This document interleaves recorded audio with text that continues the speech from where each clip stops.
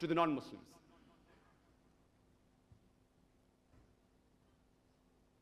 It is a duty of the Muslims that we deliver the message of Islam and explain about it to the non-Muslims. And before we offer salah, we always have to do ablution. That is, we have to wash ourselves. That is, we have to do wudu. This is mentioned in the Holy Quran in Surah Ma'idah, chapter number 5, verse number 6. That, Ya ayyuhal lazina amanu, O you who believe, when you prepare yourself for salah, wash your face and your hands and arms up to the elbow. Rub your head with water. And wash your feet up to the ankle. It's compulsory that every Muslim should do ablution, should do wudu before we offer our salah.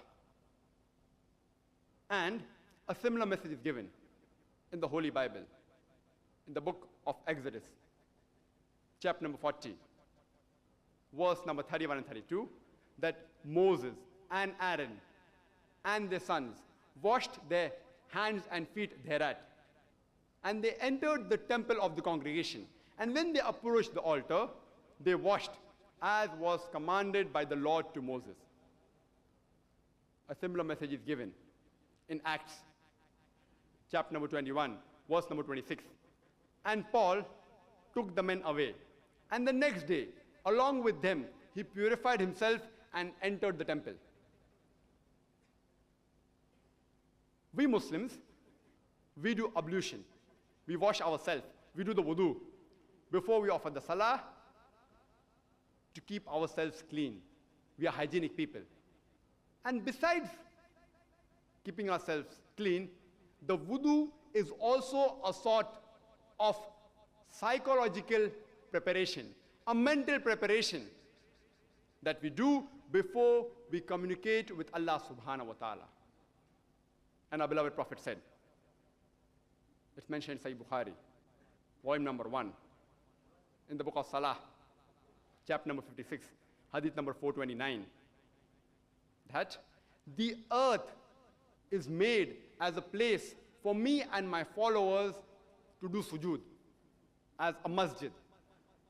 Masjid means a place to do sujood. Our Prophet said that the whole world, the complete earth, is a masjid for the believers. But natural, the place where you offer your salah, where you do sujood, it should be clean. It's also mentioned in Sahih Bukhari, volume number 1, in the book of Adhan, chapter 75, hadith number 692. Anas, may Allah be pleased with him, he said that the companions, when they stood for salah, his shoulder touched with the shoulder of his companion, and his foot touched with the foot of his companion.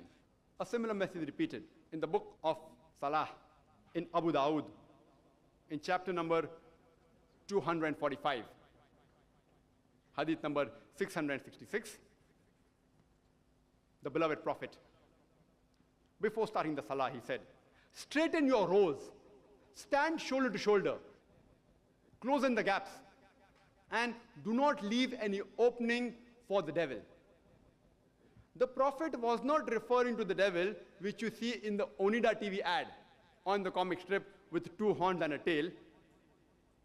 The Prophet was referring to the devil of racism, of caste, of color, of wealth, irrespective whether you're black or white, whether rich or poor, whether king or pauper, to whichever family you may belong.